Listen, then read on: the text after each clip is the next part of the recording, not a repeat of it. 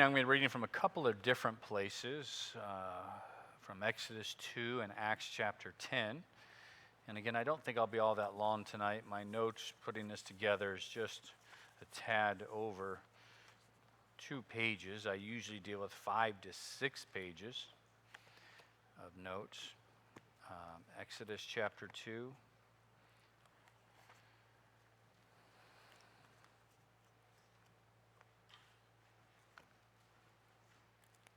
I tried to think of something to preach against Ryan Connolly. I was trying my best since he is here for one more service.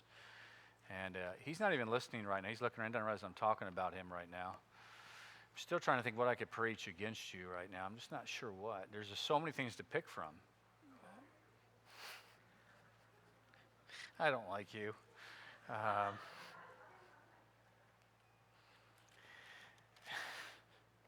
Exodus chapter 4 and Acts chapter 10. I'm so glad the Lord moved him on.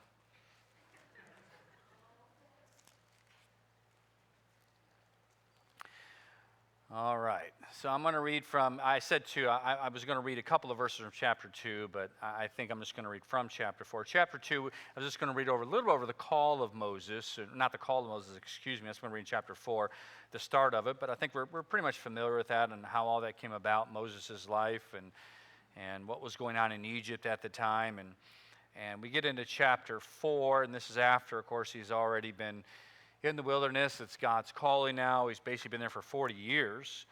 And just a couple of verses to read. I just want to try and draw a principle out from 2 sections here and then try and be a help with some other scriptures about it. So much more of a topical message tonight. Exodus chapter 4, and I'm going to read verse number 1.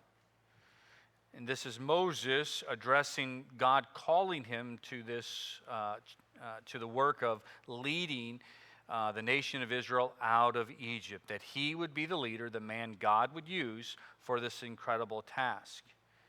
And Moses answered and said, "But behold, they will not believe me, nor hearken unto my voice, for they will say, the Lord hath not appeared unto thee." And then, as we know, the Lord again tries to reassure him through a series of things that were just incredible. But verse 10, "And Moses said unto the Lord, O my Lord, I am not eloquent, neither heretofore nor since thou hast spoken unto thy servant, but I am slow of speech and slow of tongue." And the Lord once again, "Who hath made thy mouth?" Who's made your tongue, Moses? And now let's turn to Acts chapter 10 and read just a couple of verses here as well. Really, probably just one verse I think I'll read here. I think that'll be good enough. Acts chapter 10, and the context of this is the Lord calling Peter to reach Gentiles, which had yet to be accomplished. None of the apostles had went unto Gentiles yet. They were still confused about some things, and so the gospel was staying just with the nation of Israel, although by chapter 10 we do have a little bit of the expansion to the Samaritans by this time. But verse number 14, this was the vision. This is in the middle of the vision that Peter had, and let me go to verse 13 actually. "And there came a voice to him, Rise, Peter, kill and eat. But Peter said, Not so, Lord, for I have never eaten anything that is common or unclean." Let's go ahead and pray. Father in heaven, Lord, we certainly do love you. We thank you for your word. And Lord, I ask for your blessing upon the message tonight. Please control what I say and how I say it. Help me to stay true to your word with only biblical principles to be a help.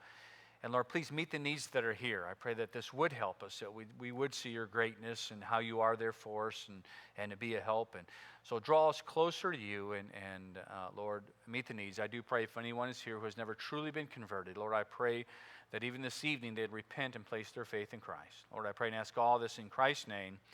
Amen. In Exodus chapter 4, we have Moses and the Lord calling to Moses, and Moses doubting really God's call on his life, and even challenging the Creator Almighty. It's almost humorous to read, considering he's talking to God, and God was calling Moses well outside of his comfort zone. His life was going to change for what he knew for the last 40 years. And then on top of that change, what the Lord was asking him to do again, Moses himself, like this is not what I think I could do. Again, out of his comfort zone. Peter, the same way in the text. Peter here, with the Lord trying to get him to go into Gentiles, this is a change. This is something different for his life. From what he has known his entire life, the Lord is asking him to make a change. The truth is, life is full of changes. Even this week, and with Levi, in one of our talks one evening, actually, I already got back to my room for the night, and he had texted and said, hey, let's talk. And so I said, okay, I'll meet you over by your dorm. And so I headed over there, and we had met outside and talked. And I said, Levi, I said, life is full of changes. And I said, this is one of them for you. I said, I know you don't understand this now, but the fact that you're outside of your comfort zone, this is a great thing. It is things like this that you need to learn how to succeed through. I said, this is one of the first stepping stones in your life right now. How you handle this, how you handle moments like this are going to be so important for you. I remember, I certainly could relate in different experiences I had in life. I remember as a young boy, I still remember it. 5th grade, we picked up and moved. Parents had already been divorced a couple of years. I don't remember that move. But now as in elementary school, I'm in the 5th grade. And we lived, the whole time we lived in pretty much the exact same apartment, in the same complex since the divorce. I was 6 years old at that time. But now I'm about 10, again in the 5th grade, and we moved. My mom needs to move closer to some family. And so we head out, and it was getting ready to be a series of moves over the next couple of years, and I did not know that. We moved first to Amherst. It was in the middle of the school year. And so I leave my school with all my friends I knew, and I show up to 5th grade, and I've joked with this portion of the story before, because I still remember my mom lying right to that counselor, whoever that was. We're in maybe the principal's administrative office of the school, and I'm there. I'm already petrified. It's going to be my first day there. And had asked if I was like an excellent student to determine where to put me. She said yes. I'm like, no, I'm not. That is not me. So I got put in like this accelerated one, which I had no business being in. They should have checked the record. They should have looked at those C grades lined up there perfectly on my report card. And I got put in that class. I can picture it today, that door opening and walking in classes in the middle of going on. The teacher, of course, stops teaching and lets know there's a new student. And I was petrified. It was such a major change that I did not want to go through. 2 years later, we would move again. That wasn't as difficult because this time I happened to have cousins that went to this school, and that was a great help to really know somebody that I was close with that was already attending. But I was having to learn to deal with change. The next major change in my life was the United States Air Force. And yes, the first 2 weeks in basic, I thought I made the biggest mistake of my life. Like, what am I doing here? It was a massive change. I'm in basic, they're ordering around, and I'm thinking I should be home right now watching TV is what I should be doing. What am I doing here? But that was a big change. And then, of course, the biggest of my life, and by far the scariest, was moving to the jungle, being from Cleveland. That was by far the biggest change. That was full of trepidation, fear, wondering what in the world am I doing, but knowing life is about change. There are multitudes here that are going through change right now. Those entering retirement, those who are empty nesters for the first time, those with being a parent for the first time. Life deals with change, and how you handle change is important. That was true for Moses. That was true for Peter.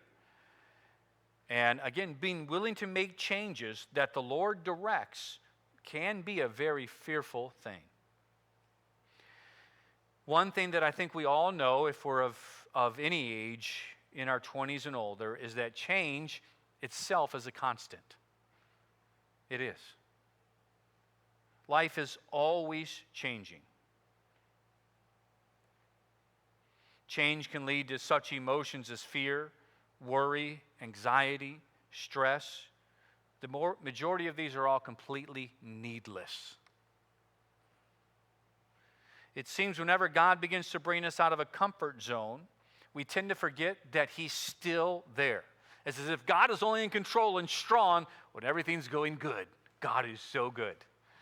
But it's in the times when we need Him, when there is some type of major change that takes place, it's like we forget He's still in control. That hasn't changed. So I'm going to try and give just a few helps tonight in regards in dealing with dealing with changes that come in life.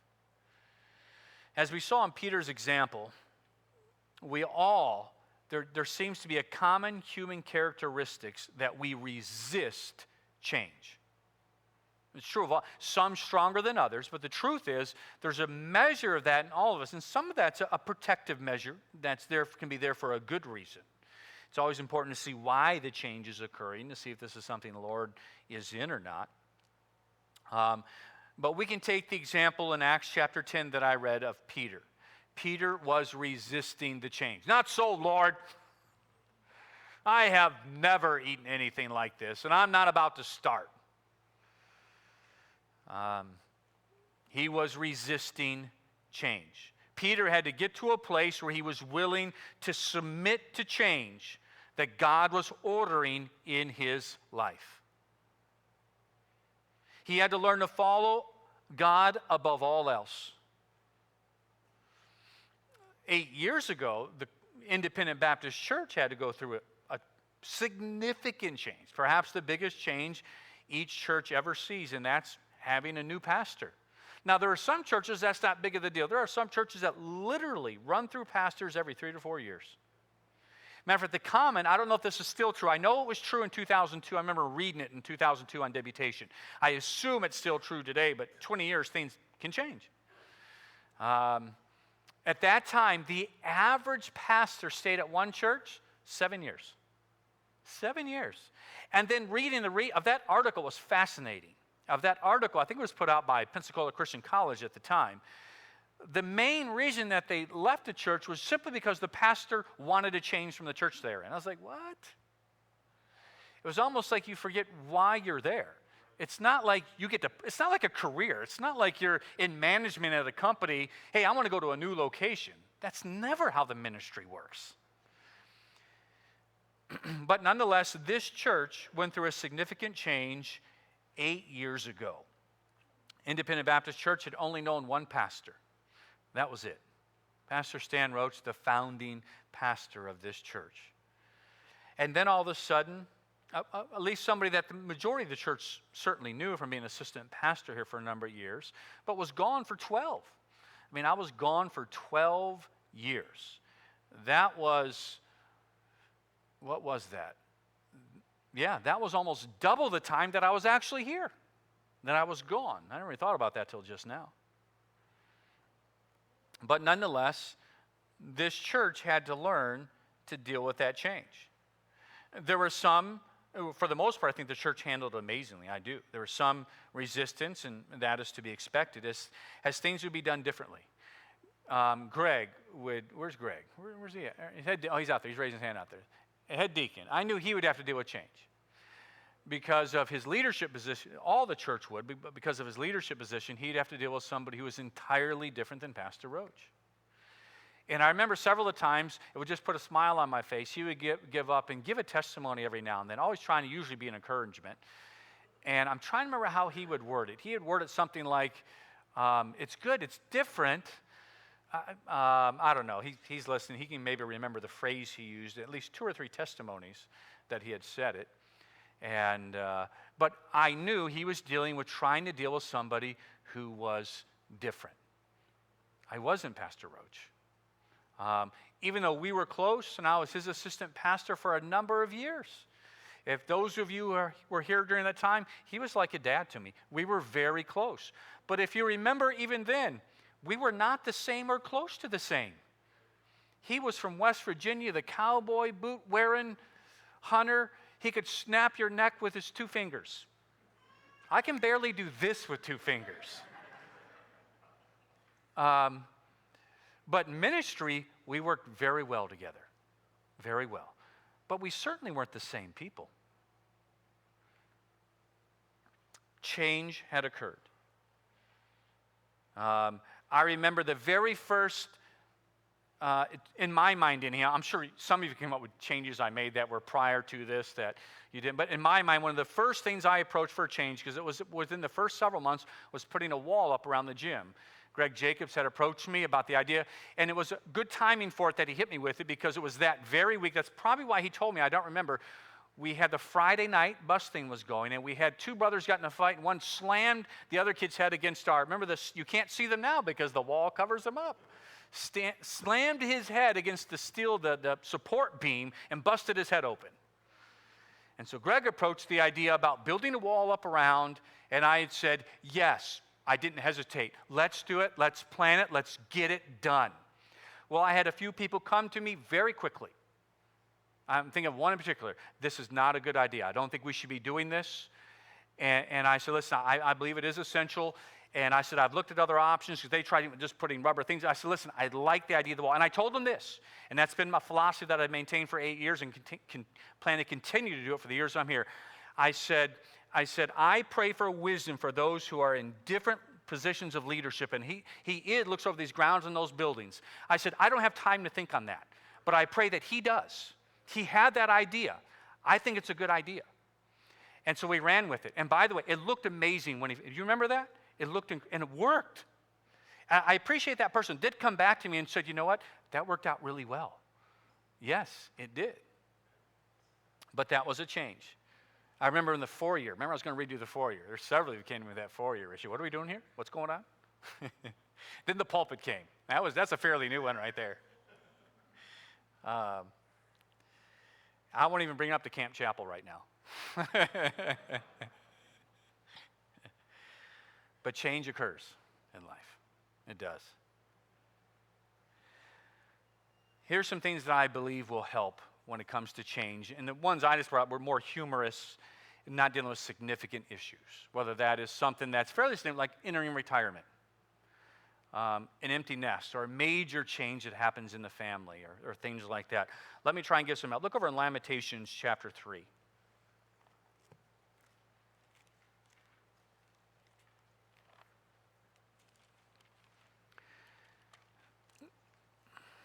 Now, the book of Lamentations is written by, of course, the weeping prophet Jeremiah. And the reason why it's the book of Lamentations is because he is looking over the devastation that was once Jerusalem, destroyed. That city of God is demolished. And what he knows is change has come. And this was a tough one. This was a direct result of God's chastisement. After all, this is even the prophet that was warning and pleading with the nation. You've got to repent. Judgment is coming. Change hits. I want you to notice something, though, that he clung to that helped him deal with change. Let's start in verse 21. Great statement here. This I recall to my mind, therefore I have hope. Massive change had come, devastating change in this case. But let's continue where he goes from there. It is of the Lord's mercies that we are not consumed, because his compassions fail not. They are new every morning. Great is thy faithfulness. The Lord is my portion, saith my soul. Therefore will I hope in him. The hope is in God. His world, from what he knew, had been devastated. And he says, this is what I need to keep in mind, and this is where my hope is going to go, is in the one thing that doesn't change, and that is God. Great is thy faithfulness. Jerusalem wasn't faithful to you. This world changes. Problems arise. Trials hit. Sin occurs. But God's faithfulness never changes. That's one thing you never have to doubt. It's one thing you never have to question. And so Jeremiah, in the midst of heartbreak over what was taking place with the fall of his own nation, he said, listen, I have to remember what it's all about. It wasn't about Jerusalem. It wasn't about Israel. It's about God. And you know what? He hasn't changed. He's still faithful. He's still faithful. I think a key in dealing with change is being able to stay focused on God, knowing there is no change in God. To be able to cling to that when that's occurring. His compassions and faithfulness, they fail not. They're new to us every morning. Think of the different examples in the Bible who use this exact same principle. Daniel. Think of the changes that man endured, starting off as a teenager. I mean, going back to the destruction of Jerusalem, he was taken out. Of course, we know the 3 different sieges that occurred. During one of those sieges is when Daniel would have been taken captive and brought into Babylon as a teenager. And that was a man who clearly, I could go to Daniel chapter 1, I'm not going to. You could see where he purposed in his heart to do what's right. In other words, he just stayed focused on God. When the change occurred, he didn't pull back. I'm going to get more into that. It's going to be important. He didn't. He stayed focused on God. Moses would end up doing the same thing. He would end up focusing on God and being the leader that the nation of Israel needed. David was a great example of this. I mean, here's a guy, think about this. This is as a teenager as well. He goes from just simply a shepherd to a general overnight. I mean, you don't think he had a little bit of fear with that? From a shepherd to a general at 16, 17 years old. To eventually king. Paul is one of my favorite examples of this. All the changes he had to endure from the moment of his conversion. Incredible. But as Malachi chapter 3 tells us, verse 6, I am the Lord thy God, I change not. He is there. He will never leave thee nor forsake thee. This is why it's so important. I was preaching this principle even at Fairhaven this week. How the importance where it was a whole different message, but I was preaching on how God needs to be your culture. He does. And in this case, I can apply this to this message because it's like this. When God is your culture, that never changes. When that's what you're used to, when your life is about Him, that will never, ever change. As far on God's side. Never. You'll never have to endure a change as far as that's concerned. That's why Paul, when he's in prison, can write a book about joy. Because his actual culture never changed. His life was about God when he was outside of prison. Guess what it was about when he was inside of prison? God. Now, if his life was all about ministry, he has a problem because ministry just ended. He's going to be miserable. He's going to be suffering. But his culture did not have to change because it was about God. That's why Jeremiah in Lamentations is going right back to what it's all about, where it's all about God. It's knowing God is in control. He knows right where you're at. Next. This is important. When you're going through change, listen to this. One, you cling to God. You stay focused on Him. Secondly, stay faithful. Do what you know is right. Don't stop. Look at Job chapter 13. Turn over to the book of Job. If any man had to go through drastic change in life, that would have been incredibly difficult, it was Job.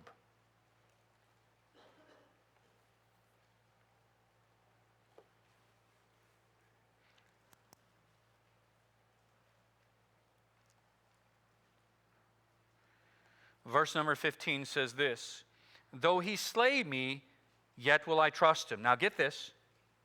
So that's the first part of my message, basically. Just stay focused on God when change occurs. Don't lose that. He doesn't change. But look at the other half of this. But I will maintain mine own ways before him. Listen, don't let the current change affect your own walk with God. Many times you're at a vulnerable state depending on the level of change that is occurring. I'm dealing obviously with significant change in personal life. And sometimes what gets attacked immediately is your own walk with God, where all of a sudden that begins to disappear. Don't lose your own way before God. Maintain that. Do what you know is right. Stay faithful. The man who was best man at my wedding, he went through a horrible change in life. It was horrible. It was so bad, I flew back when it had occurred to try and be a help to him. I flew back to Ohio, and I still remember sitting in a restaurant, and him just weeping. And he told me this. This was a few weeks after it passed. He said, you know what really helped me? He said, when this occurred, he was the youth pastor when I was there. He was now the adult Sunday school teacher. He said, Pastor came to me and said, you're teaching Sunday.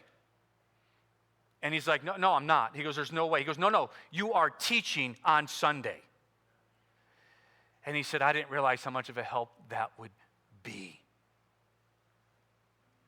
Maintain your own ways before the Lord. Do what's right. Don't stop doing what's right. Don't use that as an excuse to walk away from God. Stay close to him. He's the answer. He's the strength you need. He's the wisdom you need for the change that's occurring. Because it's during seasons of change, if they are significant enough, that the devil will attack. He will use the change to distract you, to try and diminish your own walk with God. Stay close to God. Listen, you need that. You need to maintain that walk with the Lord. 2 more and I'm done. This verse has always been a help to me during times of change. Look over in Isaiah chapter 26. I could quote it, but I want you to see it. If you don't have it underlined or highlighted, do that now and then memorize it this week.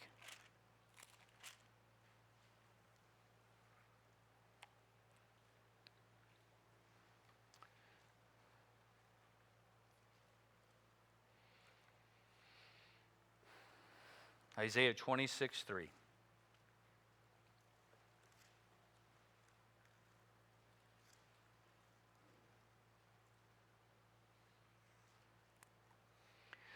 That will keep him in perfect peace, whose mind is stayed on thee, because he trusteth in thee. When change occurs, for the most part, probably well over 90% of the time, I don't know actual percentages, but probably over 95% of the time, what is most vulnerable during the change is our mind, is the thoughts that come up. Again, fretting, worry, anxiety, stress, and how we handle those. So the battle comes to the mind. It's so important that you keep your mind right. And again, the example that comes to mind is when the first time I began to use Isaiah 26:3. That was on the remote assignment. I was miserable. I was out with my family. Now, I had no idea, no plans at all, that they would be with me from that time, about 2 months from this day. I'm in my first week of my remote assignment to Kunsan. I don't want to be there. I cannot believe I'm going to be without my family for a year. Rachel was just born. Daniel and Heather, like 3 and 2 years old at the time, and here I am going to be a year without him. I am not for this. I'm against this. I am miserable. I have no peace. I'm unsettled. My stomach is a wreck. I don't want to be here. I don't want to work here. And thankfully, in the Lord's mercy, the missionary there, Bill Stewart, he had just got back off furlough. We arrived the exact same day in country, and they happened to have a service dedicated to Bible memorization, so I hit that one even before a Sunday. I hit that one. He gives me a memorization pack. He said, here, use this, start cutting these things out, put them out. He goes, memorize what you can every week. We just have a service just on Fridays. He said, you're going to quote, if you memorize just one verse or you memorize 50 verses, you're going to quote them and then talk about how they helped you. I said, all right.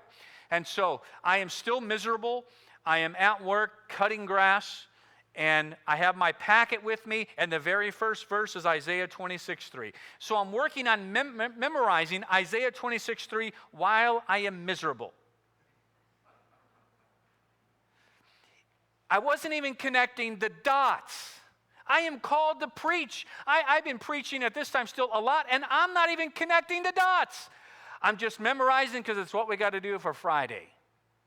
And so I'm going over it in my mind over and over and going through how I memorize Scripture, and I just about have it down while I'm cutting the grass. Thou will keep him in perfect peace whose mind is stayed in thee because he trusteth in thee. And then the conviction hits. This is your problem. And I started thinking about that verse. Wait, look what I'm laughing. What am I memorizing right now? That will keep him in perfect peace whose mind is stayed on thee, because he trusteth in thee. And everything changed. I'm like, that's my problem. Since I have found out I had this assignment, I never saw God in it. And I'm like, how stupid. God is in this. And I realized I just got to keep my mind on God. During change, the battle is in the mind. Stay focused on God. Keep it right. When it starts going off track, use discipline of mind and rein that thing back in. Bring it under control. Get focused back on the Lord. Another thing that helps keep your mind busy, listen, stay busy for God. Keep your mind active on things that are right. Don't have that downtime. You're just dwelling and dwelling and dwelling and dwelling and dwelling. You're setting yourself up for failure. Get busy for God. Get active. Same thing I told Levi. I said, Levi, you're going to get busy. I said, you need to fill that schedule up. Stay busy. That's going to help you, and it will. Lastly, let me finish up with this. Ecclesiastes chapter 4.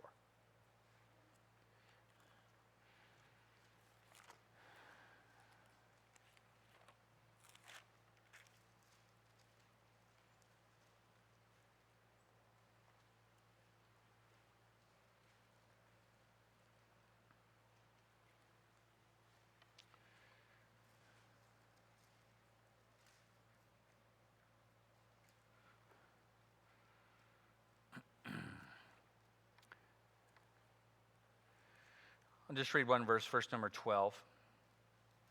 And if one prevail against him, two shall withstand him, and a threefold cord is not quickly broken.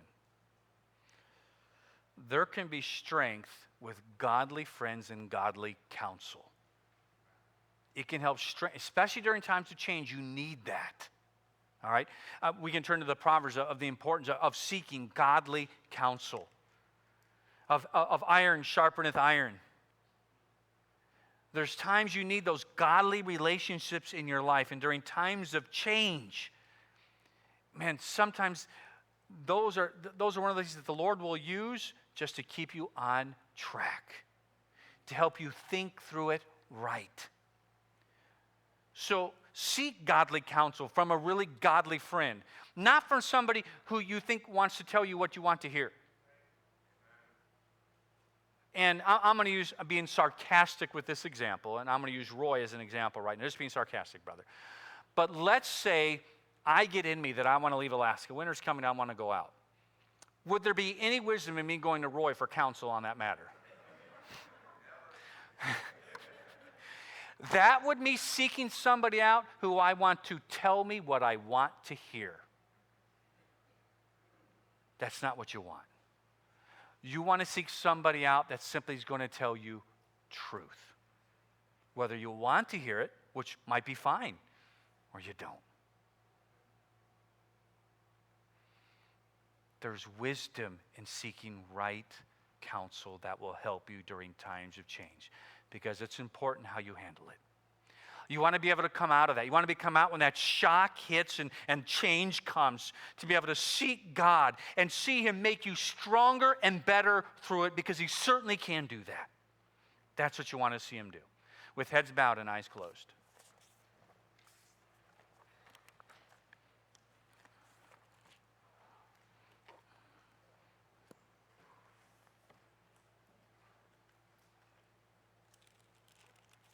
Now let me ask this question. I know we don't have any first-time visitors here, but maybe this has been bothering, it's been pressing on your heart. And you say, Pastor, I don't know for certain that I am saved. I don't know what's going to happen to me when I die. It's been bothering me, Lord. It's been bothering me before the Lord, and I need you to pray for me. If that's you, would you just raise your hand where I can see it? Anybody here like that right now? Just put your hand up where I can see it, then you can put it back down. I see some small children is all I see. All right, Christian. If there's things you need to pray about, why don't you use this invitation to come and pray here this evening? Father in heaven, I pray that you bless this time, work in hearts and lives, Lord. I pray this in Christ's name. Amen. Let's all stand to our feet. Let's turn to page 243. If you need to come and pray, you come and pray.